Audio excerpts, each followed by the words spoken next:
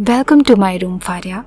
आज से ये कमरा उतना ही तुम्हारा भी है जितना मेरा है, और तुम वॉशरूम भी मेरा ही यूज़ करोगी।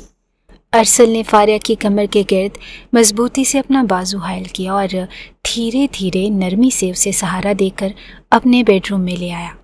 कमरे में हल्की सी मध्यम रोशनी थी, जैसे माहौल भी उसकी तकलीफ से वाकिफ़ हो चुका हो। फारिया के कदम जैसे साथ नहीं दे रहे थे। उसका सर ढलक कर अरसल के कंधे से जा लगा। वो धीरे से रुका और उसे गहरी नज़र से देखा। चेहरे पर बिखरे जख्मों के निशान, आंखों में छुपा दर्द। लम्हे भर को उसकी मुट्ठियाँ खुद ब खुद भींच गईं। फिर अपने जज्बात को ज़ब्त करते हुए उसने फारिया को नरमी से उठाया और बिस्तर पर बिठा दिया। खुद उसके कदमों में बैठ गया और उसके हाथ अपने हाथों में लिए बहुत नरमी से, जैसे वो शीशा थाम रहा हो।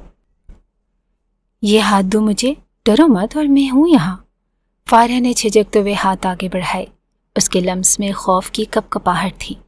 अरसल ने उन हाथों को अपने लबों से छुआ, जैसे वहाँ के जख्म अपने दिल पर ले रहा हो। फिर आंखों से लगाकर बोला, अब किसी चीज़ से डरने की ज़रूरत नहीं, मैं हूँ तुम्हारे साथ। फारिया ने नज़रें चुरा ली। शर्म और उनसियत की मिली जुली लहर उसके बदन में दौड़ गई। वो कैसी ज़िंदगी थी जिसमें किसी ने आज तक यूँ इज्जत और तहफ़्फ़ुज़ दिया ही ना था। चलो सीधी लेटो, देखना है कि कहाँ कहाँ ज़ख्म है तुम्हें।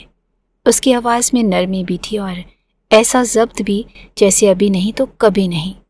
फारिया ने हिचकिचाते हुए उसे देखा। आंखों में नमी, लबों पर कपकपाती सी खामोशी। क्या ज़रूरत है, मैं ठीक हो जाऊंगी। उसकी मध्यम सी आवाज़ निकली। अरसल ने उसकी ठोड़ी को छूकर नज़रें उससे मिलाईं। ज़रूरत है, क्योंकि अब तुम सिर्फ अपनी नहीं हो, मेरी हो। तुम्हारा एक ज़ख्म भी मेरे लिए नाकाबिले बर्दाश्त है। अब ज़िद मत करो। और ये कहकर उसने उसे धीरे से लेटाना शुरू कर दिया। फारिया के आंसू बेकरारी से गालों पर ठलकने लगे। ये लम्स, ये फ़िक्र, ये तो उसकी तकदीर में कभी नहीं था। अरसल ने नरमी से फारिया की कमर पर हाथ रखा और उसकी कपकपाहट महसूस की, मगर उसके लम्स में अजीब सा सुकून था। आहिस्तगी से उसकी कमीज़ को पीठ की तरफ से सरकाया तो सामने का मंजर देखकर उसकी आंखों में अंधेरा छाने लगा। जगह जगह नील, अध खुले जख्म, जल्द पर पड़े वहशियाना निशान, जैसे किसी ने इंसान नहीं जानवरों की तरह चीर डाला हो। अरसल की सांसें बेतरतीब हो गई। दिल जैसे सीने में रोने लगा हो। उसकी उंगली लरसती हुई एक गहरे जख्म पर जा टिकी। क्या गुजर गई तुम पर फारिया, और मैं बेखबर अनजान रहा? वो मध्यम लहजे में बड़बड़ाया, जैसे अपने आप से पूछ रहा हो। फारिया ने सिसकी ली और उसके बदन में हल्का सा इर्ताश आया।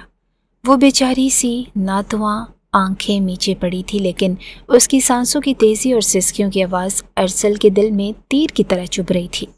अरसल ने एक पल को जब्त किया, फिर तेज़ी से उठकर अलमारी की तरफ बढ़ा। वहाँ से शीशी में रखी मरहम और नर्म कपड़ा निकाला और वापस आकर बिस्तर के किनारे बैठ गया। वो जितना मजबूत था उस वक्त उतना ही कमज़ोर लग रहा था।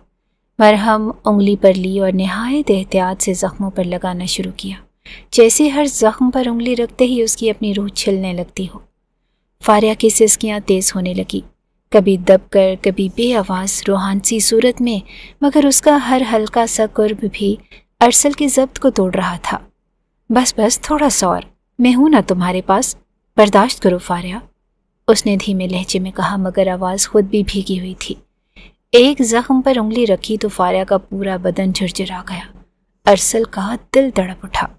उसने फौरन हाथ रोक लिया और नज़रें उसके चेहरे पर जम गई, जहाँ आंखों के गोशे नम हो चुके थे। और उन दरिंदों को मैं छोड़ूंगा नहीं, उनका एक एक ज़ख्म मैं उनकी रूह पर उतारूंगा।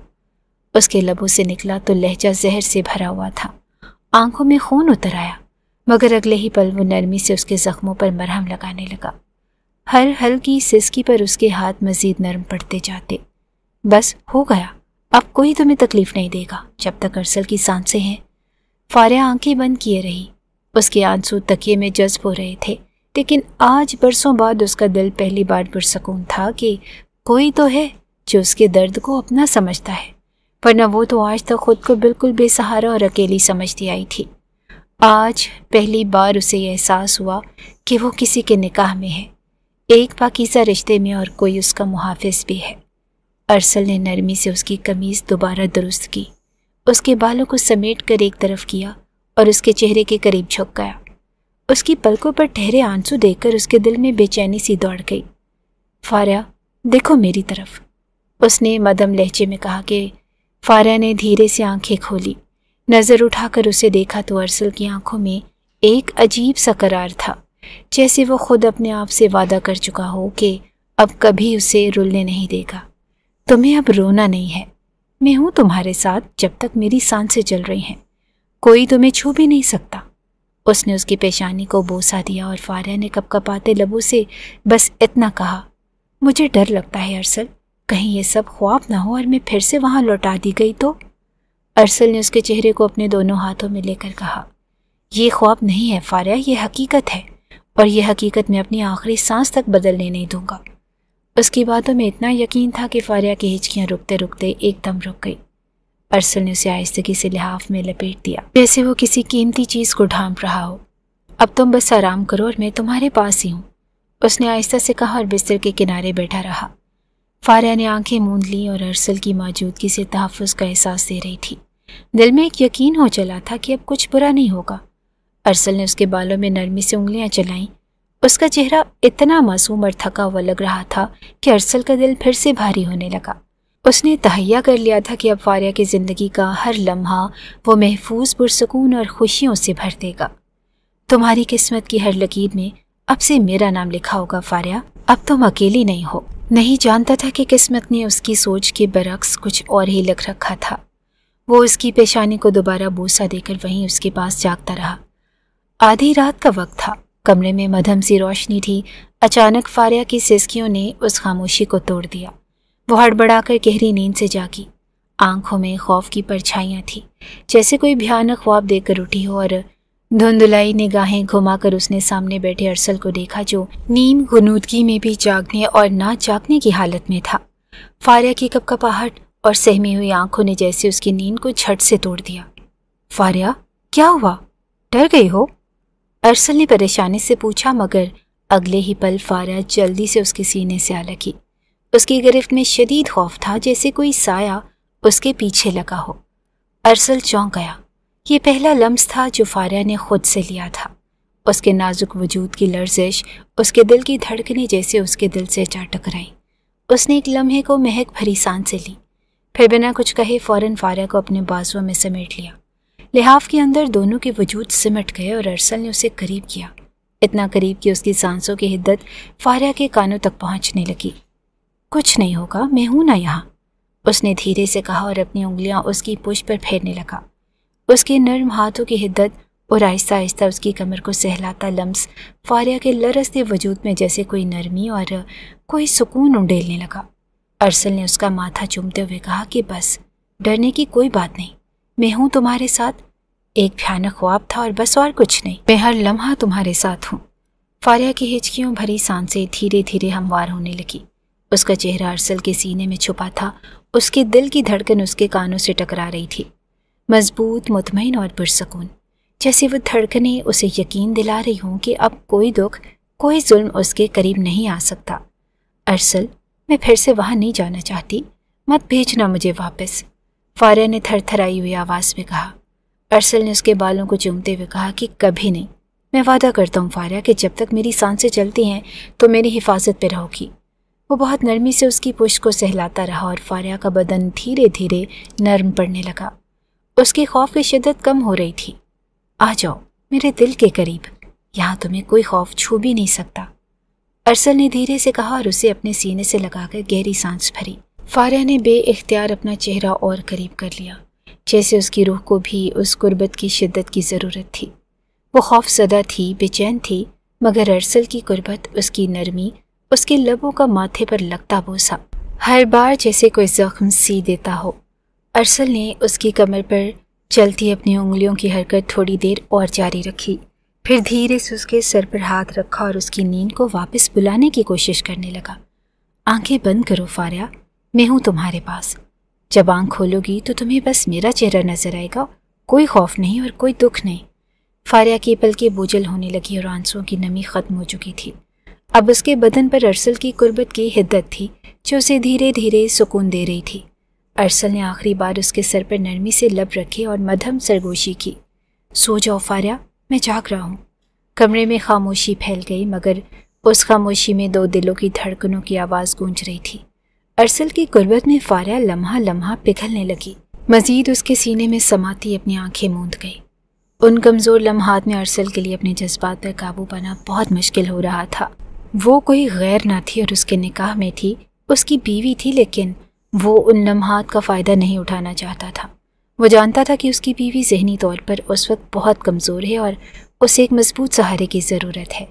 وہ اس وقت کسی بھی جسمانی تعلق کے لیے تیار نہیں۔ اسی لیے ارسل نے بس اس کی سانسوں کو اپنے اندر اتارتے ہوئے اپنی آنکھیں بند کر لیں۔ ارسل نے کبھی سوچا بھی نہ تھا کہ فاریہ یوں پوری طرح اس کی زندگی میں کبھی شامل ہوگی۔ کون تھی وہ؟ ایک معمولی سی ملازمہ، اور ارسل ایک بڑے جاگیردار اور سیاستدان کا بیٹا، جس کی زندگی میں نہ پیسے کی کوئی کمی تھی اور نہ ہی لڑکیوں کی، لیکن وہ اس معمولی ملازمہ کے آگے ہار چکا تھا۔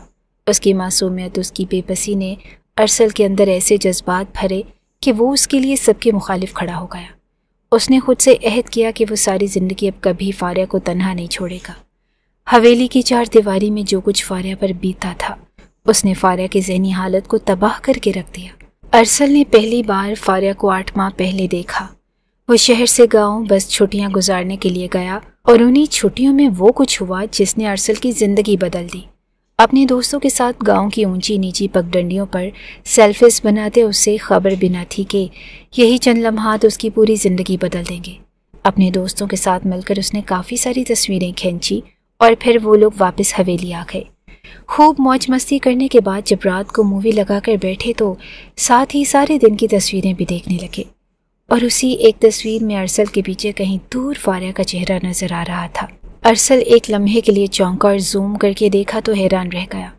وہ لڑکی شاید پیچھے سے گزر رہی تھی جو اس کی تصویر کا حصہ بن گئی، لیکن وہ چہرہ کچھ ایسا خاص تھا کہ ارسل اپنی نگاہیں نہ ہٹا سکا۔ کیا دیکھ رہا ہے ارسل؟ ارسل کے دوست بلال نے اس کے ہاتھ سے فون کھینچا اور پھر زوم ہوئی فاریہ کا چہرہ دیکھنے لگا۔ واو یار، گاؤں میں تو بڑی ہی خوبصورتی ہے، شہر میں تو ایسا حسن دیکھنے کو نہیں ملتا۔ بلال کی نظر فاریہ کے چہرے پر ٹکی تو ارسل نے فوراً فون چھین لیا۔ جانتا تھا کہ اس کا دوست کتنا شوق اور رنگین مزاج ہے۔ خبردار جو گاؤں کی کسی لڑکی پر نظر جمائے، ہم یہاں کچھ دن کی چھٹیوں پر آئے ہیں اور اس گاؤں میں ہماری بڑی عزت ہے، لوگ ہمیں احترام کی نگاہ سے دیکھتے ہیں۔ اگر ہم گاؤں کی لڑکیوں کا خیال نہیں کریں گے تو کون کرے گا؟ ارسل نے فوراً فون بند کر کے رکھا اور ساتھ ہی اسکرین پر نظر جما دی جہاں وہ بھی چل رہی تھی، اور بلال نے غور سے ارسل کے چہرے کے بدلتے رنگوں کو دیکھا۔ کیا بات ہے، بڑی عزت کا خیال آ رہا ہے، کہیں تیری کچھ لگتی تو نہیں؟ بلال کے کوہنی مارنے پر ارسل نے گھور کر اسے دیکھا۔ مووی دیکھ، چہرہ پکڑ کر بلال کا منہ اسکرین کی طرف کیا تھا، اور پھر وہ ہنستے بولتے مووی دیکھنے لگے۔ 4 دن اور گزرے اور پھر اس کے سارے دوست شہر کے لیے روانہ ہو گئے، اور بابا جان نے اسے روک لیا کہ 2-4 دن اور گزار لو اور پھر چلے جانا۔ ویسے بھی وہ سال میں ایک بار ہی گاؤں لوٹتا تھا، اس کا گاؤں میں دل ہی کہاں لگتا تھا۔ دوست یار ساتھ آتے تو بس چھٹیاں منا لیتا، اور اس کے علاوہ اسے گاؤں، ذمہ داری اور سیاست سے کوئی وابستگی نہ تھی۔ وہ اپنے بابا جان کے حکم پر رک گیا، لیکن دوسرے ہی دن گاؤں میں ہنگامہ کھڑا ہو گیا۔ ایمرجنسی میں پنچایت بٹھائی گئی اور اس کے بابا جان نے پنچایت کے لیے نکلتے ہوئے اسے بھی حکم سنایا کہ وہ بھی پنچایت میں پہنچ جائے۔ ارسل ٹراؤزر ٹی شرٹ میں ریلیکس کرتا ماں کی گود میں سر رکھے لیٹا تھا۔ بابا جان کے حکم پر منہ بسوڑنے لگا، اور اسی لیے نہیں آتا میں گاؤں، مجھے یہ پنچایت، یہ مسئلے ان سب میں نہیں پڑنا ماما۔ ارسل نے منہ بنا کر ماں کی طرف دیکھا تو وہ مسکرا دی۔ بیٹا، تم آج نہیں تو کل اسی گاؤں کے ذمہ دار بنو گے، تمہیں یہ سب پتہ ہونا چاہیے کہ پنچایت کیسے لگتی ہے، فیصلے کیسے ہوتے ہیں، اور جاؤ اپنے بابا کے ساتھ جاؤ اور اب یہ سب کچھ بھی سیکھو۔ ہم نے تمہیں ہر طرح کی آزادی دی، شہری زندگی میں تم نے جو چاہا وہ کیا، کچھ دن کے لیے گاؤں آتے ہو، اپنے بابا کی مرضی سے یہ کچھ دن گزار لیا کرو تو وہ خوش ہو جائیں گے، اور چلو جاؤ، بابا کو ناراض نہ کرو۔ اس کی ماں نے اس کے گالوں کو چومتے اسے سمجھانے کی کوشش کی۔ اچھا، اگر میں پنچایت میں جاؤں گا تو کیا بابا سے میری اور رملہ کی شادی کی بات کریں گی؟ اس نے فوراً ماں کا ہاتھ پکڑ لیا۔ وہ یہاں اسی غرض سے آیا تھا کہ اپنی شہری دوست رملہ کے بارے میں اپنی ماں کو بتائے اور بابا جان کو راضی کروائے، کیونکہ ان کے یہاں خاندان سے باہر شادی کا کوئی رواج نہیں تھا۔ لیکن وہ رملہ سے محبت کرنے کی غلطی کر بیٹھا۔ تمہیں پتہ ہے نا، تمہارے بابا جان نے رملہ کا نام سنا تو کیسی قیامت آئے گی؟ اس کی ماں نے فوراً کانوں کو ہاتھ لگایا۔ پھر میں بھی پنچایت میں نہیں جا رہا۔ وہ ٹک کر وہیں بیٹھ گیا اور ارے جاؤ، میں بات کروں گی تمہارے بابا سے، ابھی تو جاؤ ورنہ ناراض ہو جائیں گے بابا، پھر تو کبھی نہیں مانیں گے رملہ کے لیے۔ ماں نے اسے بلیک میل کیا تو وہ فوراً ہی اٹھ گیا۔ سیاہ رنگ کی قمیض شلوار پہنے، گلے میں شال ڈالے، پشاوری چپل پہنے، اب وہ بالکل ایک وڈیرا لگ رہا تھا۔ ہاتھ میں راڈو کی گھڑی ڈالتے وہ پنچایت کے لیے نکل چکا تھا۔ تھوڑی ہی دیر بعد وہ کسی مغرور وڈیرے کی طرح پنچایت کے اونچے چبوترے پر موجود تھا، جہاں کرسیاں ڈال کر سارے بڑے معزز لوگوں کو بٹھا دیا گیا۔ نہ اسے یہ معلوم تھا کہ مسئلہ کیا ہے اور نہ ہی یہ پتہ تھا کہ پنچایت مسئلوں کو حل کیسے کرتی ہے۔ وہ بس اپنے بابا جان کا بھرم قائم رکھنے کے لیے ان کے برابر میں ہی اکڑ کر آ کر بیٹھا۔ جب ہی اس کے سامنے ایک بوڑھا آدمی اور وہی لڑکی آ کر کھڑے ہو گئے جو اس کی تصویر میں موجود تھی، وہ ایک دم ہی چونکا اور پھر اس لڑکی کو غور سے دیکھنے لگا۔ سائیں، اس کا منگیتر تھا وہ جسے المیر سائیں نے مار دیا ہے۔ کل نکاح تھا ان دونوں کا، اب کیا ہوگا میری بچی کا آپ ہی بتائیں۔ وہ میرا بھتیجا تھا اور میں نے ہی اسے پال پوس کر بڑا کیا تھا، اور آپ کے بیٹے کی گولی نے ہمیشہ کے لیے ہم سے ہماری خوشیاں چھین لی۔ سائیں، ہمیں انصاف چاہیے۔ کون میری بچی کو اپنائے گا اور کون ہمیں انصاف دے گا؟ اس پورے گاؤں کو پتہ ہے کہ میری بچی بچپن سے ہی نائل کے ساتھ جڑی ہوئی تھی۔ کون اسی اپنے گھر کی عزت بنائے گا؟ وہ بوڑھا منہ پر ہاتھ رکھے رو رہا تھا اور ارسل کا منہ کھلا کا کھلا رہ گیا۔ المیر افندی ارسل کا بڑا بھائی تھا، اس کے ہاتھوں کسی کا قتل ہوا تھا اور یہ سن کر ہی ارسل کے ہوش اڑے۔ وہ کبھی کبھی گاؤں آنے والا انسان تھا جس کا بندوقوں سے کوئی واسطہ نہ تھا، نہ ہی اس نے کبھی ایسے کسی مسئلے کو سنا تھا۔ اسی لیے اس کے ماتھے پر پسینہ چمکنے لگا اور اس نے فوراً ہی اپنے باپ کو دیکھا کہ کیا بابا اپنے ہی بیٹے کے خلاف فیصلہ سنائیں گے۔ اتنا تو اسے معلوم تھا کہ اس کا باپ ایک سخت گیر جاگیردار ہے، لیکن یہ بھی معلوم تھا کہ وہ انصاف پسند ہے، اسی لیے وہ اپنے بابا سے انصاف کی ہی توقع کر رہا تھا۔ اسے یقین تھا کہ اس کے بابا اس کے بھائی کو سزا دیں گے، لیکن اس کے بابا کے جملوں نے اس کا مان توڑا۔ تمہیں جتنا پیسہ چاہیے ہم دینے کو تیار ہیں، ہمارے بیٹے نے جان بوجھ کر نہیں، غلطی سے تمہارے بیٹے کو قتل کیا ہے، بتاؤ تمہیں ڈیٹ میں کیا چاہیے؟ اس کے بابا جان کے لفظوں نے اسے بہت ٹھیس پہنچائی تھی۔ کیا ایک شخص کی موت کے بدلے میں دی جانے والی رقم کافی ہوتی ہے؟ اور وہ لڑکی جس کا ہونے والا سہاگ ہی اجڑ گیا تھا، جس کی آنکھیں سرخ ہو رہی تھی، شاید وہ بہت دیر سے رو رہی تھی۔ ارسل کی نگاہیں بس اس پر جم کر رہ گئی اور مجھے پیسہ نہیں چاہیے سائیں، میں بوڑھا آدمی ہوں اور میری زندگی کا کچھ پتہ نہیں، بس میں اپنی بچی کو عزت کے ساتھ رخصت کرنا چاہتا ہوں۔ میں چاہتا ہوں کہ میری فاریہ کا کہیں رشتہ ہو جائے اور ہمیں انصاف مل جائے۔ ٹھیک ہے، ہمیں کوئی اعتراض نہیں، ہم ابھی تمہاری بیٹی کے نکاح کا انتظام کر دیتے ہیں اور تمہیں بڑی رقم بھی دے دیں گے۔ اس کے بابا جان نے ہاتھ اٹھاتے فیصلہ سنا دیا اور ارسل حیران رہ گیا کہ بھلا اتنی جلدی لڑکی کو رشتہ کیسے ملنا تھا۔ مگر پھر اس کے بابا جان نے خود ہی اعلان کیا کہ گاؤں میں کوئی ایسا لڑکا ہے جو فاریہ سے نکاح کرنا چاہتا ہے، لیکن سب نے انکار کر دیا اور اس کی صاف وجہ تھی کہ فاریہ اور اس کا ہونے والا شوہر بچپن سے ہی ایک ہی گھر میں رہ رہے تھے، ان دونوں کا رشتہ طے تھا، اسی لیے گاؤں کے لڑکوں کو یقین تھا کہ وہ پاک دامن نہیں ہوگی۔ اگر وہ لڑکا کہیں اور رہتا تو شاید فاریہ کے لیے زیادہ مشکل نہ ہوتی، لیکن وہ فاریہ کا کزن بھی تھا اور ایک ہی گھر میں رہتا تھا، اسی لیے ہر کوئی فاریہ کو اب مشکوک نگاہوں سے دیکھ رہا تھا اور وہ شرم سے چور ہوتی وہیں زمین پر بیٹھ گئی۔ تمہاری بیٹی نے ایسا کیا کیا ہے جو گاؤں کا کوئی لڑکا اس کے ساتھ رشتہ نہیں بنانا چاہتا؟ فیروز افندی کے سخت لفظوں نے نہ صرف فاریہ کو بلکہ اس کے بوڑھے باپ کو بھی جھنجھوڑ کر رکھ دیا۔ نہ سائیں نہ، میری بیٹی نے کچھ نہیں کیا، یہ سب لوگ غلط شک کر رہے ہیں، میری بیٹی کا اپنے منگیتر سے کوئی تعلق نہیں تھا۔ بوڑھے جمال نے اپنی بیٹی کے حق میں آواز اٹھانی چاہی، لیکن گاؤں کا کوئی بھی لڑکا تیار نہ ہوا۔ بوڑھا وہی پنچایت کے آگے رونے لگا۔ میری بیٹی کو میں عزت کے ساتھ رخصت کرنا چاہتا ہوں، ہمیں مزید رسوا مت کریں سائیں۔ آپ المیر صاحب سے ہی میری بیٹی کا نکاح کروا دیجئے کہ میری بیٹی کی بربادی کے پیچھے انہی کا ہاتھ ہے۔ بوڑھے نے ہمت کر کے وہ بات کہی جسے سن کر نہ صرف فیروز افندی بلکہ المیر کو بھی جھٹکا لگا، جو کچھ دیر پہلے ہی پنچایت میں پہنچا تھا۔ المیر نے آگے بڑھ کر بوڑھے کو مارنا پیٹنا شروع کر دیا۔ تیری ہمت کیسے ہوئی اتنی بڑی بات کہنے کی؟ غریب ملازم کی بیٹی سے المیر افندی نے کہا کرے گا؟ المیر نے اسے بری طرح مارنا پیٹنا شروع کیا۔ یہ منظر دیکھ کر ارسل سے رہا نہ گیا اور وہ درمیان میں کود پڑا۔ بڑی مشکل سے اس نے اپنے کھبرو جوان بھائی کو روکا تھا۔ بھائی کیا کر رہے ہیں آپ؟ چھوڑیں، وہ بوڑھا ہے، مر جائے گا اور اس کی بیٹی کی زندگی کا سوال ہے۔ وہ کیا غلط کہہ رہا ہے؟ ارسل میں بنا سوچے سمجھے درمیان میں سے بات کی تھی اور فیروز افندی نے اسے گھور کر دیکھا۔ بھری پنچایت میں بھائی بھائی کے سامنے کھڑا ہوا اور یہ بات فیروز افندی کو ہرگز بھی برداشت نہ تھی۔ ارسل، تم حویلی واپس جاؤ۔ ان کا غضبناک حکم سنائی دیا، لیکن ارسل اپنی جگہ کھڑا رہا۔ بابا جان، اس لڑکی کو انصاف دیں، اس کا کیا قصور ہے؟ اگر گاؤں کے کسی بھی لڑکے نے اسے قبول نہیں کیا تو یہ ساری زندگی کیا کرے گی؟ ارسل ہمیشہ سے رحم دل تھا اور اسی لیے اسے اس معصوم لڑکی کی فکر ستا رہی تھی۔ تم کیوں نہیں کر لیتے اس سے نکاح؟ المیر نے غصے میں ارسل کا گریبان پکڑ لیا۔ بہت ہمدردی آ رہی ہے تمہیں ان ملازموں سے۔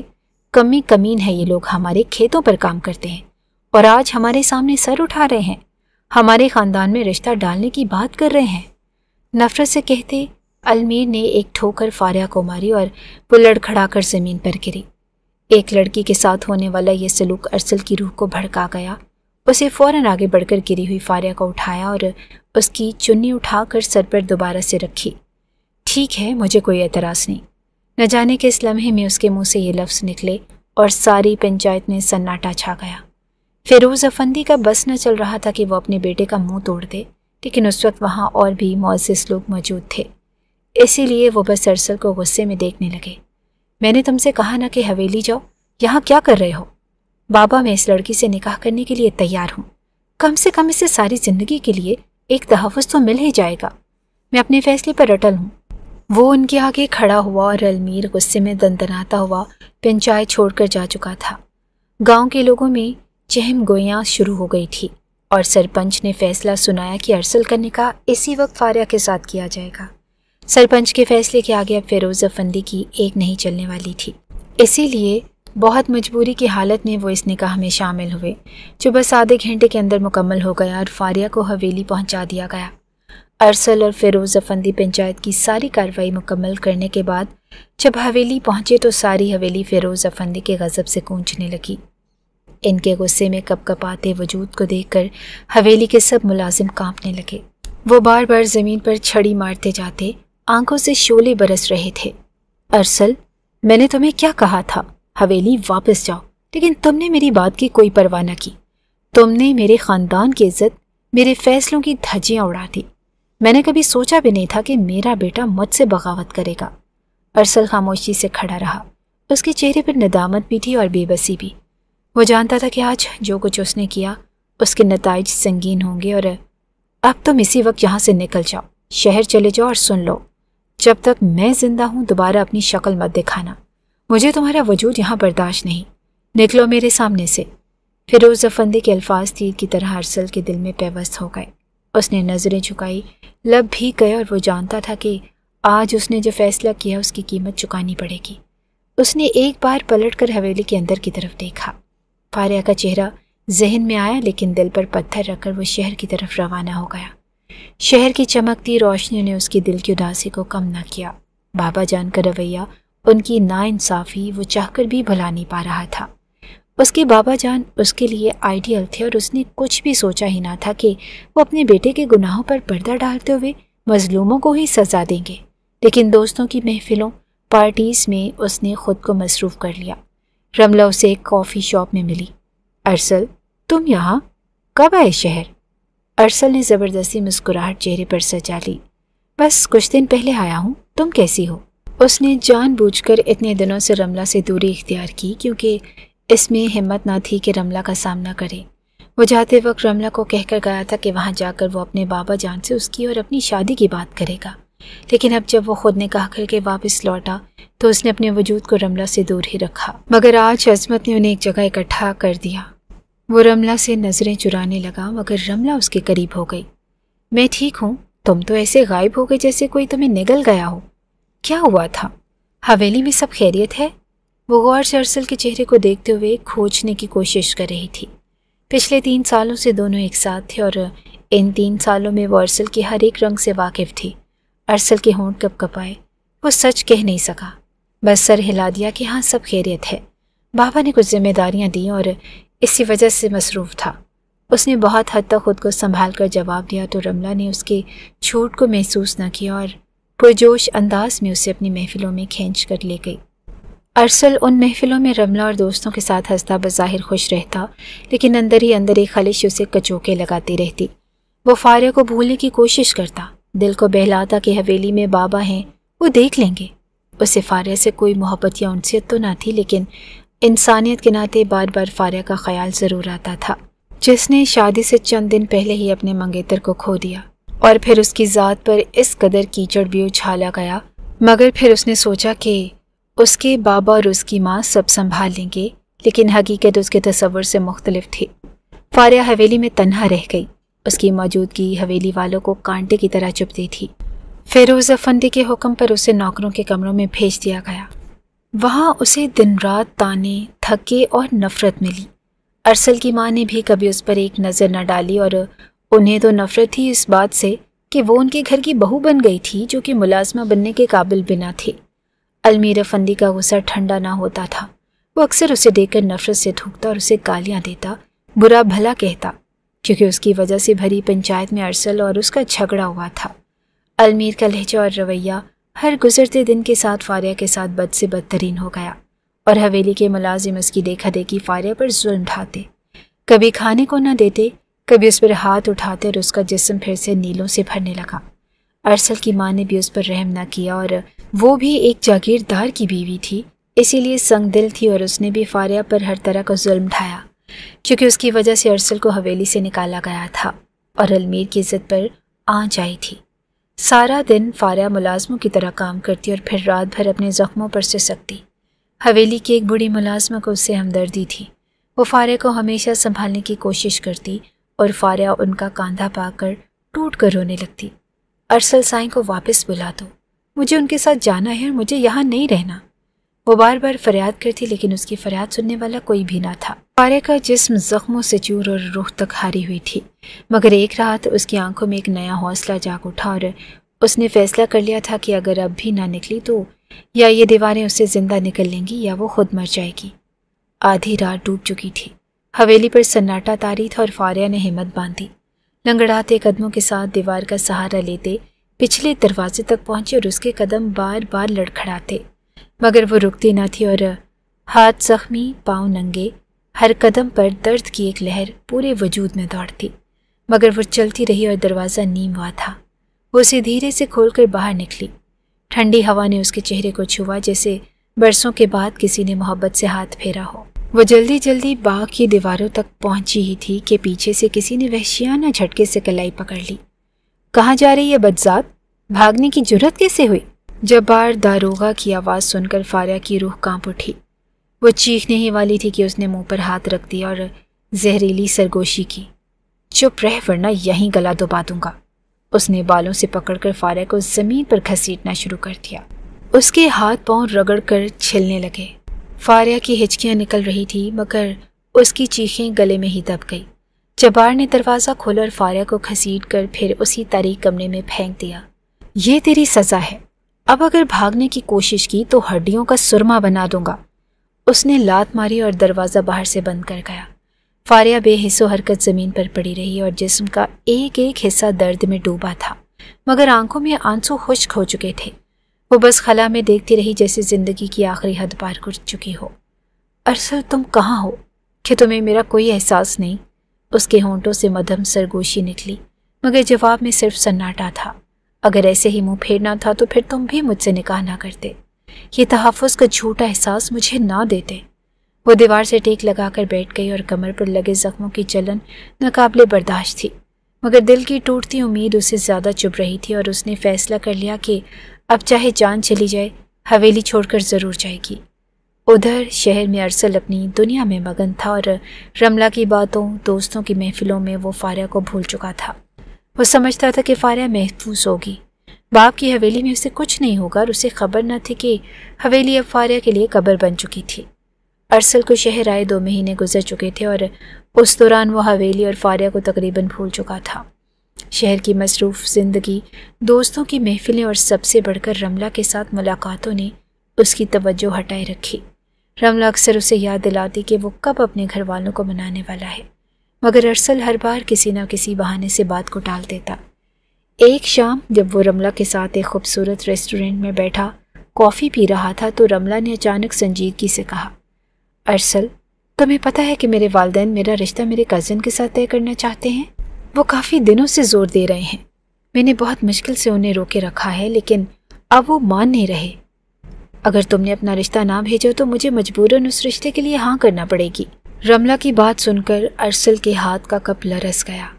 اس نے حیرت سے رملہ کو دیکھا کہ کیا مطلب؟ تم نے مجھے بتایا بھی نہیں کہ وہ اتنی جلدی میں ہے۔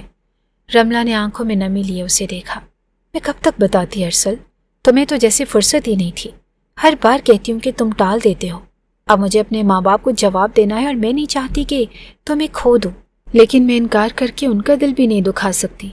ارسل خاموش ہو گیا۔ دل اور دماغ میں الجھنیں بڑھنے لگی۔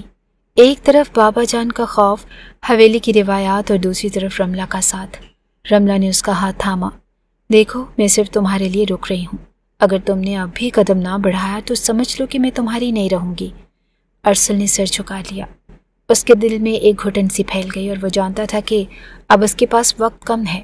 یا تو رملہ کو ہمیشہ کے لیے کھو دینا تھا یا بابا جان کا سامنا کر کے رشتہ بھیجنا تھا۔ اس نے فیصلہ کر لیا کہ مزید وقت ضائع نہ کرے گا اور اگلے ہی دن اس نے گاؤں جانے کا ارادہ باندھ لیا تاکہ بابا جان سے بات کر سکے، مگر قسمت نے کچھ اور طے کر رکھا تھا۔ گاؤں کی سنسان رات تھی اور چاندنی مدھم تھی اور ہوا میں بھی عجیب سی وحشت بھری تھی۔ فاریہ لرزتے قدموں سے حویلی کی پچھلی دیوار پھلانگ کر اندھیری گلی میں نکلی۔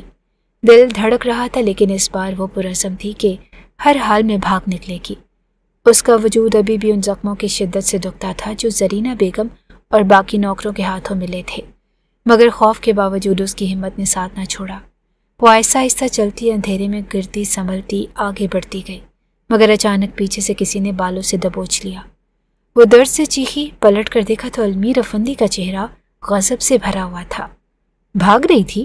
بار بار سمجھایا ہے، تم جیسے خون میں ہے ہی خباثت۔ المیر نے دانت پیستے ہوئے کہا اور اسے بالوں سے پکڑ کر کھینچنے لگا۔ فاریہ کی سسکیاں نکل گئی اور وہ خود کو چھڑوانے لگی، مگر وہ جانوروں کی طرح اسے گھسیٹتا ہوا اسے اپنے ڈیرے پر لے گیا۔ ڈیرے پر پہنچ کر اس نے زور سے اسے زمین پر پھینک دیا۔ فاریہ زمین سے ٹکرائی تو اس کی چیخ نکل گئی اور آنکھوں کے سامنے اندھیرا چھانے لگا۔ المیر نے دروازہ بند کیا اور اپنی کمر سے بیلٹ کھینچ کر نکالا۔ تمہیں بار بار سبق کیوں نہیں یاد رہتا؟ آج تو تمہیں ایسا سبق دوں گا کہ زندگی بھر یاد رہے گا۔ وہ وحشیوں کی طرح آگے بڑھا۔ فاریہ پیچھے سرکتی رہی، مگر اس کی کمر دیوار سے جا لگی اور سائیں رحم کریں، پلیز نہ مارے مجھے۔ فاریہ کی سسکیاں حلق میں پھنس گئی، مگر المیر کو جیسے اس کی آواز سنائی ہی نہیں دے رہی تھی۔ اس نے بیلٹ اٹھا کر فضا میں لہرایا ہی تھا کہ باہر اچانک کسی گاڑی کے بریک چرچرانے کی آواز آئی۔ وہ ارسل تھا۔ وہ شہر سے 2 ماہ بعد لوٹا تھا۔ رملہ کے ساتھ شادی کے دباؤ اور اس کے کزن کے رشتے کی خبر نے اسے بے چین کیا اور وہ گاؤں پہنچا تو حویلی جانے کی بجائے سیدھا بھائی کے ڈیرے کا رخ کیا کہ پہلے بڑے بھائی سے بات کر لے، مگر جیسے ہی اس کی نظر ڈیرے کی طرف پڑی، روشنی اور اندر سے آتی مبہم آوازوں نے اسے چونکا دیا۔ بے اختیار دروازہ دھکیل کر اندر داخل ہوا۔ سامنے کا منظر دیکھ کر اس کے قدم جیسے زمین پر جڑ گئے۔ فاریہ زمین پر بے بسی سے سمٹی ہوئی تھی اور آنکھوں میں خوف اور المیر افندی کے ہاتھ میں بیلٹ۔ لمحہ بھر کو ارسل کے وجود میں آگ لگ گئی۔ بھائی، ہاتھ نیچے کرو۔ ارسل کی دھاڑ پر المیر رک گیا۔ پلٹ کر دیکھا تو ارسل کی آنکھوں میں خون اترا ہوا تھا۔ چلا جا یہاں سے، یہ ہمارا ذاتی معاملہ ہے۔ المیر ہرایا، مگر ارسل دوڑتا ہوا فاریہ کے پاس پہنچا۔ اسے زمین سے اٹھایا اور اس کی حالت دیکھ کر اس کی آنکھیں نم ہو گئی۔ فاریہ کی قمیص آدھی کھلی اور بدن پر پرانے زخم تازہ دکھنے لگے۔ ارسل کی مٹھی بھینچ گئی اور یہ تمہارا ذاتی معاملہ نہیں بھائی، یہ ظلم ہے اور میں یہ برداشت نہیں کروں گا۔ اس نے آگے بڑھ کر المیر کے ہاتھ سے بیلٹ چھین لی۔ کیا کر رہے تھے آپ اور کیا دشمنی ہے آپ کی اس لڑکی سے؟ نکاح میں ہے یہ میرے اور یہ اس گھر کی عزت ہے، پھر بھی آپ درندگی پر اتر آئے۔ المیر نے غصے سے آگے بڑھنے کی کوشش کی، مگر ارسل نے سینہ تان کر راستہ روک لیا۔ بس بھائی، اور نہیں۔ ارسل کی آنکھوں میں وحشت تھی جس نے المیر کو رکنے پر مجبور کیا۔ ارسل نے لرزتی فاریہ کو سہارا دیا اور اپنے بازوؤں میں بھر کر اسے باہر لے گیا۔ گاڑی تک پہنچا تو فاریہ کی آنکھوں میں آنسو اور کپکپاہٹ واضح تھی۔ ارسل نے اس کے سر پر ہاتھ رکھا۔ ڈرنے کی ضرورت نہیں فاریہ، میں ہوں تمہارے ساتھ، اب کوئی تمہیں ہاتھ نہیں لگا سکتا۔ اسے گاڑی میں بٹھا کر وہ خود ڈرائیونگ سیٹ پر بیٹھ گیا اور حویلی جانے کی بجائے اس نے گاڑی کا رخ سیدھا شہر کی طرف موڑ دیا۔ دل میں فیصلہ کر چکا تھا کہ فاریہ کو اب کبھی ان درندوں کے حوالے نہیں کرے گا۔ گاڑی میں مکمل خاموشی تھی۔ فاریہ کانپ رہی تھی اور آنکھوں سے مسلسل آنسو بہہ رہے تھے۔ ارسل نے ایک ہاتھ سے اس کا ہاتھ تھاما۔ بس سب ختم ہو گیا۔ تمہاری اذیت کب خاتمہ ہوگا، اور میں وعدہ کرتا ہوں۔ رات کے اندھیرے میں گاڑی شہر کی طرف بڑھتی گئی۔ دونوں کی زندگی بدلنے کو تھی۔ شہر پہنچ کر ارسل نے اپنے بنگلے کے باہر گاڑی روکی۔ بنگلے کے گرد سناٹا تھا۔ رات کا پھیلتا اندھیرا اور تھکی ہاری فاریہ جو اس کے کندھے سے لگی آنکھیں بند کیے تھی، وہ اسے آہستگی سے جگانے ہی لگا تھا کہ جیب میں رکھا فون بجنے لگا۔ اسکرین پر رملہ کا نام چمک رہا تھا۔ اس نے ایک بار فون کاٹ دیا اور پھر دوبارہ بجا اور اس نے پھر نظر انداز کیا، لیکن تیسری بار پھر کال آئی تو بادل نخواستہ اسے اٹھانا پڑا۔ ہیلو، کہاں رہ گئے تھے تم؟ گاؤں خیریت سے پہنچے ہو؟ جلدی بات کرو، اپنے بابا جان سے رشتہ بھیجو، ورنہ میرے ماموں زبردستی میرا رشتہ میرے کزن سے طے کر رہے ہیں۔ رملہ کی آواز میں بے چینی اور اصرار تھا۔ ارسل نے ایک لمحے کو فاریہ کی طرف دیکھا جو ابھی نیم بے ہوشی میں اس کے بازو سے لگی ہوئی تھی۔ وہ خاموش رہا اور بس مختصر سا ہاں میں بات کروں گا کہا اور فون بند کر دیا۔ رملہ نے بار بار کچھ پوچھنے کی کوشش کی مگر ارسل نے کال منقطع کر دی۔ وہ لمحہ عجیب تھا اور اس کے بازو میں ایک ایسی لڑکی سہمی ہوئی تھی جس کی بے بسی اور زخم اس کی روح تک کو زخمی کر چکے تھے، اور دوسری طرف رملہ تھی جس کے ساتھ اس نے محبت کے خواب بنے تھے۔ ارسل نے فاریہ کو نرمی سے سہارا دیا اور گھر کے اندر لے گیا۔ بنگلے میں داخل ہوتے ہی اسے اپنے کمرے میں لایا اور اسے اپنے بستر پر بٹھا دیا، اور پھر جلدی سے مرہم پٹی کا سامان نکال کر اس کے زخموں پر مرہم کرنے لگا۔ فاریہ کی آنکھوں میں اب بھی خوف، درد اور تھکن کی پرچھائیاں تھیں۔ وہ ہلکا سا کراہی مگر ارسل کی نرمی نے اسے ساکت کر دیا۔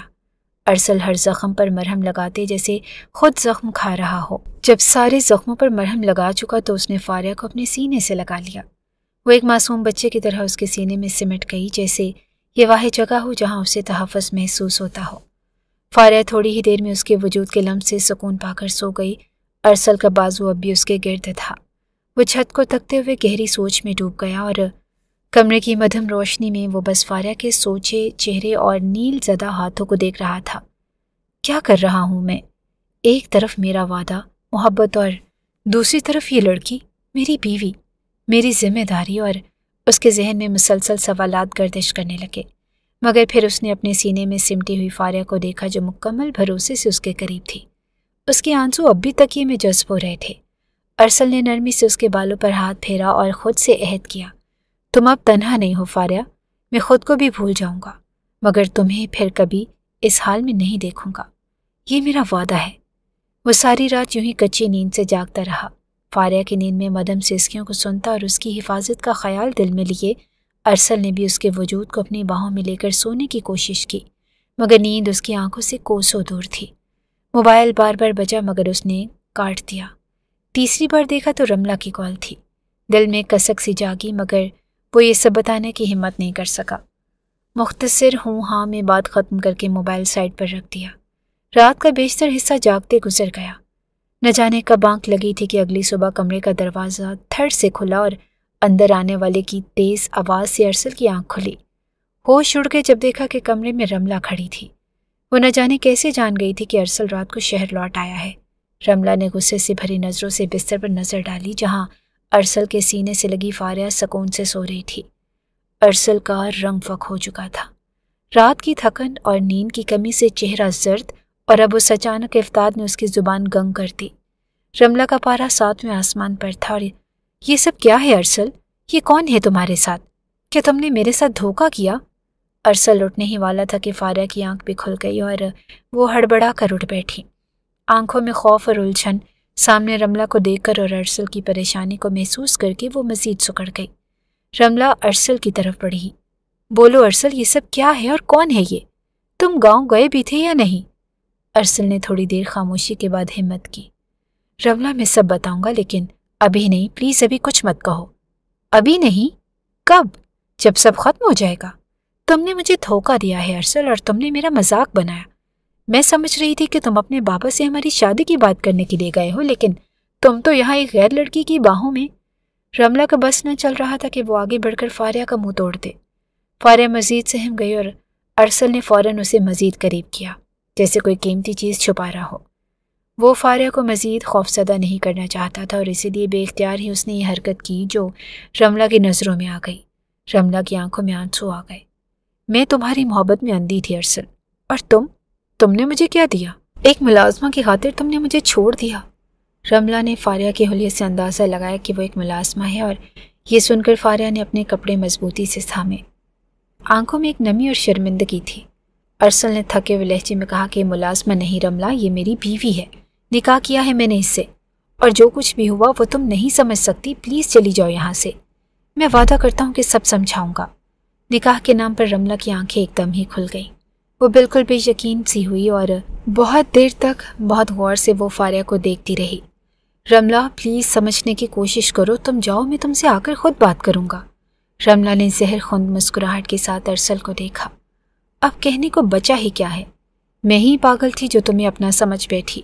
میں جا رہی ہوں، لیکن یاد رکھنا ارسل، تم نے میرا دل توڑا ہے، اس کی قیمت چکانی پڑے گی، اور کتنی آسانی سے کہہ دیا تم نے کہ نکاح کیا ہے اس لڑکی کے ساتھ، تو پھر میرے ساتھ کیا کر رہے تھے؟ وہ وعدے، وہ قسمیں، کیا ضرورت تھی اس جھوٹ کی؟ میرا اب تم سے کوئی واسطہ نہیں، میں اپنے کزن سے شادی کر رہی ہوں اور تمہیں انوائٹ کروں گی آنا اپنی بیوی کے ساتھ۔ یہ کہہ کر وہ دروازہ زور سے بند کر کے چلی گئی۔ کمرے میں جیسے موت کی سی خاموشی چھا گئی اور فاریہ کی آنکھیں ڈب ڈب آ گئی۔ وہ دھیرے سے بولی کہ یہ سب میری وجہ سے ہوا ہے، میں مصیبت ہوں، مجھے یہاں نہیں آنا چاہیے تھا، مجھے نہیں پتا تھا کہ آپ کی زندگی میں کوئی اور ہے، ورنہ شاید میں کبھی شہر نہ آتی۔ اس کی حالت دیکھ کر ارسل کو مزید افسوس ہو رہا تھا۔ وہ چاہ کر بھی نہ رملہ کو روک پایا اور نہ فاریہ کو سنبھال پایا۔ ارسل نے اس کا چہرہ تھام لیا۔ تم میرے ساتھ ہو فاریہ، یہ سب میرا فیصلہ تھا اور تمہارا کوئی قصور نہیں۔ اور رملہ، میں اسے کب تک سچ نہ بتاتا، آج نہیں تو کل اسے یہ جاننا ہی تھا، شاید جو ہوا وہ اچھا ہی ہوا۔ فاریہ نے سر جھکا لیا اور ارسل نے اسے اپنے سینے سے لگا لیا۔ اب جو بھی ہوگا میں سنبھال لوں گا اور تم بس فکر مت کرو۔ کمرے کی فضا بوجھل تھی، لیکن ارسل نے دل میں عہد کر لیا کہ اب جو بھی طوفان آئے وہ فاریہ کا ساتھ نہیں چھوڑے گا۔ رملہ کا اس طرح سچ جاننا اور اس کا چلے جانا ارسل پر بہت زیادہ بھاری تھا۔ دل پوری طرح ٹوٹ کر بکھرا ہوا تھا، لیکن اپنی یہ حالت وہ فاریہ کے سامنے رکھ کر اسے ذمہ دار نہیں ٹھہرانا چاہتا تھا، اسی لیے فریش ہونے کا کہہ کر خود کو واش روم میں بند کر دیا۔ واش روم میں داخل ہوتے ہی ارسل نے دروازہ اندر سے لاک کیا اور پھر بنا کچھ سوچے شاور کھولا اور خود کو ٹھنڈے پانی کے نیچے لے آیا۔ پانی کی ٹھنڈی بوندیں اس کے وجود کو بھگوتی رہی اور اس کے ساتھ ساتھ اس کی آنکھوں سے بہتے آنسو بھی بہتے پانی میں کہیں گم ہو رہے تھے۔ وہ خاموشی سے کھڑا رہا، جیسے وہ پانی کے ساتھ اپنا بوجھ، اپنی الجھنیں اور اپنی کمزوری دھونا چاہتا ہو۔ رملہ کی محبت، فاریہ کا قرب، بابا جان کا خوف، ہر جذبہ اسے اندر ہی اندر کھا رہا تھا۔ کافی دیر یوں ہی بھیگنے کے بعد جب وہ باہر نکلا تو نگاہیں بے اختیار بیڈ پر گئیں۔ فاریہ بدستور اسی پر نیم دراز تھی۔ اس کے جسم پر وہی پرانا پھٹا ہوا لباس تھا جو اس کے زخموں کے ساتھ مزید اذیت زدہ نظر آتا تھا۔ ارسل کا دل دوبارہ دکھ سے بھر گیا۔ اس نے فوراً اپنی الماری سے اپنے کپڑے نکالے۔ فاریہ، تم شاور لے لو، میں نے کپڑے نکال دیے ہیں، صاف ستھرے ہیں، اور اس نے نرم آواز میں کہا۔ فاریہ نے چونک کر اسے دیکھا اور پھر سر جھکاتے ہوئے واش روم کی طرف بڑھ گئی۔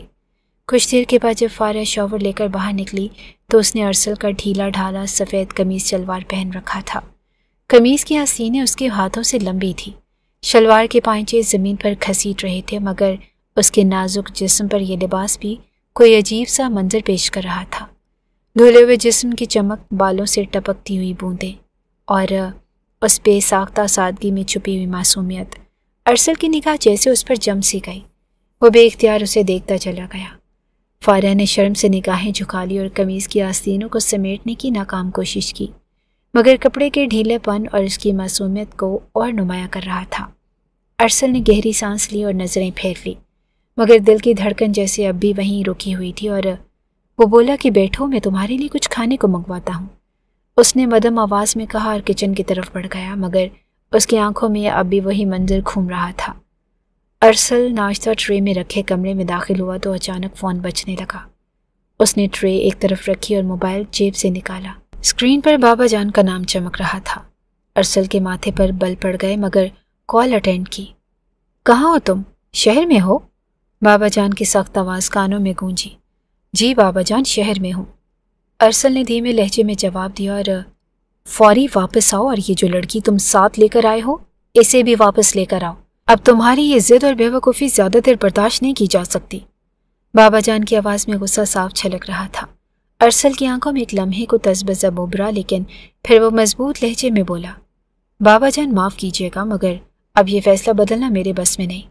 میں فاریہ کو واپس نہیں بھیج سکتا، وہ میری ذمہ داری ہے۔ یہ ضد ہے تمہاری یا محبت؟ بابا جان کی آواز میں طنز تھا۔ ارسل نے گہرا سانس لیا۔ بابا جان، جو بھی ہے میں اپنی ذمہ داری نبھاؤں گا۔ تمہاری ماں نے مجھے رملہ کے بارے میں بتایا ہے۔ میں خود تمہاری اور رملہ کی شادی کرواؤں گا، لیکن اس لڑکی کو تمہیں گاؤں لانا ہوگا۔ بابا جان نے ایسی بات اس کے آگے رکھی کہ وہ حیران رہ گیا۔ اس لڑکی کے لیے وہ رملہ کو بہو کے طور پر قبول کرنے کو بھی راضی تھے، لیکن اب وہ رملہ کو اپنی زندگی سے نکالنے کے لیے تیار ہو چکا تھا، اور رملہ کے بدلے فاریہ کا سودا کسی صورت ممکن نہ تھا۔ اسی لیے اس نے بڑی آسانی سے انکار کر دیا۔ بابا، مجھے اب رملہ سے کوئی غرض نہیں۔ فاریہ میری بیوی ہے اور میں اس کا سودا نہیں کروں گا۔ اس کے لہجے میں اتنی سختی تھی کہ فون کی دوسری طرف کچھ لمحے خاموشی رہی۔ پھر بابا جان نے انتہائی سخت لہجے میں کہا کہ یاد رکھنا ارسل، تم نے میرے فیصلے کو چیلنج کیا ہے۔ اب تمہارا ہمارے گھر سے، ہمارے نام سے کوئی تعلق نہیں۔ اپنے راستے خود چنو، اپنے فیصلے کا انجام بھی خود بھگتو۔ یہ کہہ کر انہوں نے فون بند کر دیا۔ ارسل چند لمحے فون کو یوں دیکھتا رہا جیسے یقین آ رہا ہو کہ اس کے باپ نے اس سے رشتہ توڑ دیا ہے۔ فاریہ خاموشی سے اسے دیکھتی رہی اور ارسل نے خود کو سنبھالا، موبائل کو ایک طرف رکھا اور مسکرا کر اسی کی طرف بڑھا۔ چلو ناشتہ کرو، آج ہم دونوں کی نئی زندگی کا پہلا دن ہے۔ فاریہ کی آنکھوں میں سوال تھے، لیکن اس نے کچھ نہ پوچھا۔ اسی شام رملہ کی منگنی کی خبر بھی ارسل تک پہنچی۔ وہ جو کبھی رملہ کے سپنے بنتا تھا، آج ایک نئے رشتے کی بنیاد رکھ چکا تھا۔ اس نے دل پر پتھر رکھا اور فاریہ کی طرف دیکھا جو خاموش بیٹھی تھی۔ اس رات ارسل نے دھیرے دھیرے فاریہ کے زخموں پر مرہم رکھا، اس کے قریب بیٹھا، اسے تحفظ دیتا رہا، اور پہلی بار دونوں کے درمیان وہ قربت قائم ہوئی جس کا وہ دونوں حق رکھتے تھے۔ اگلی صبح لاؤنج میں بیٹھا ارسل چائے پی رہا تھا جب دروازہ کھلا اور بابا جان 2 محافظوں کے ساتھ اندر داخل ہوئے۔ ارسل چونک گیا، وہ فوراً اٹھا۔ بابا جان کا چہرہ غصے سے سرخ تھا۔ یہی انجام ہے تمہاری محبت کا؟ شہر آتے ہی اس ملازمہ کو اپنے بستر کی زینت بنا لیا۔ ہم نے تمہیں یہ تربیت دی تھی؟ ارسل نے نظریں نیچی نہ کی، مضبوط لہجے میں بولا، بابا جان میں نے نکاح کیا ہے، اس سے گناہ نہیں کیا، میرا حق ہے۔ بابا جان نے تن سے ہنکار مارا۔ حق؟ تم نے ایک نوکرانی کو ہمارے خاندان کا حصہ بنا دیا، ہمارے نام پر دھبا لگا دیا۔ بابا جان، آپ کو جو مناسب لگے کیجیے، لیکن فاریہ میری عزت ہے، اسے واپس نہیں بھیجوں گا۔ بابا جان نے غصے سے مٹھیاں بھینچ لی۔ ٹھیک ہے ارسل، آج کے بعد تم ہمارے بیٹے نہیں، اور نہ ہمارا نام لینا، نہ ہمارے دروازے پر آنا۔ ہم نے تمہیں جائیداد سے آگ کیا، یہ بنگلہ تمہارے نام تھا اور ابھی تمہارے نام ہے، لیکن اس سے زیادہ ہم تمہیں اور کچھ نہیں دے سکتے۔ اب اپنے فیصلے کا انجام بھگتنا۔ یہ کہہ کر بابا پلٹے اور محافظوں سمیت بنگلے سے نکل گئے۔ ارسل لمحے بھر کو گمسم کھڑا رہا اور پھر مسکرا دیا۔ چلو فاریہ، اب تمہارا اور میرا نیا سفر شروع ہو چکا ہے، میں تمہیں وہ عزت دوں گا جو تمہارا حق ہے۔ یہ کہہ کر وہ فاریہ کے پاس گیا جو خاموشی سے لاؤنج کے کونے میں کھڑی سب کچھ سن چکی تھی۔ ارسل نے اس کا ہاتھ تھاما۔ جب تک میں زندہ ہوں تمہیں کسی چیز کی کمی نہیں ہونے دوں گا، یہ میرا وعدہ ہے۔ فاریہ کی آنکھوں میں نمی تھی، مگر اس کے دل میں پہلی بار یقین کی کرن جاگی تھی۔ ارسل نے فیصلہ کر لیا تھا کہ وہ اپنے باپ کے سائے سے باہر اپنی محنت سے زندگی بنائے گا۔ گاؤں چھوڑے اسے کئی ہفتے گزر گئے۔ دوستوں نے اس کے لیے شہر میں نوکری تلاش کی، ایک کار شو روم میں سیلز ایگزیکٹو کی۔ تنخواہ زیادہ نہ تھی، لیکن گزر بسر کے لیے کافی تھی۔ فاریہ نے اس کے لیے سادہ مگر سکون بھرا گھر بنا دیا، اور وہ صبح کام پر جاتا تو فاریہ اس کے انتظار میں کھڑکی کے پاس بیٹھی رہتی۔ اس کی محبت اور اس کی خدمت نے ارسل کے دل کے ہر زخم کو آہستہ آہستہ بھر دیا۔ 1 مہینے کے اندر اندر رملہ کی شادی اس کے کزن سے طے ہو گئی۔ رملہ نے شادی کے بعد شہر چھوڑ دیا، اور ارسل کو جب یہ خبر ملی تو دل میں کہیں ہلکی سی چبھن ہوئی، مگر فاریہ کے ساتھ گزرتے ہر لمحے نے اس درد کو مدھم کر دیا۔ دونوں نے مل کر سادہ محنتی زندگی گزارنا شروع کی۔ 2 سال کا وقت پر لگا کر اڑ گیا، اور فاریہ نے خوبصورت بیٹے کو جنم دیا۔ ارسل کے گھر کی رونق اور خوشی کا سبب بننے والا معصوم وجود، وہ دونوں دن رات کی تھکن بھی مسکرا کر گزارتے تھے۔ بچے کی کلاکاریوں نے ان کی زندگی میں رنگ بھر دیا، اور اسی دوران گاؤں سے خبر آئی کہ المیر افندی ارسل کا بڑا بھائی باپ بننے سے قاصر ہے۔ فیروز افندی کی گدی کو اب ایک وارث چاہیے تھا۔ انا، غرور اور سختی سب ہار گئے۔ بابا جان اور اماں شہر پہنچے اور دروازے پر آ کر ارسل اور فاریہ کو سینے سے لگا لیا۔ ارسل، گھر واپس آ جاؤ، تمہاری ماں کا دل اب تمہیں مزید دور نہیں دیکھ سکتا، اور گدی پر بیٹھنے کا حق بھی اب تمہارا ہے۔ ارسل نے فاریہ کو دیکھا اور اس کے چہرے پر شکر کا نور تھا۔ ان سب نے مل کر نئے سفر کی شروعات کی۔ رنجشیں، دوریاں سب وقت کے ساتھ مٹ گئیں۔ اب گدی کا وارث ارسل تھا اور اس کا بیٹا اس کے بعد کا چراغ۔ المیر افندی گاؤں چھوڑ کر جا چکا تھا کیونکہ سارے ہی گاؤں کو خبر ہو گئی تھی کہ وہ باپ نہیں بن سکتا۔ شاید یہی اس کے گناہوں کی سزا تھی۔ زندگی اپنے دائرے میں مکمل ہو چکی تھی۔ محبت، محنت اور صبر نے ان دونوں کی دنیا بدل دی اور اب وہ سب ایک مکمل خاندان خوشی خوشی زندگی گزارنے لگے۔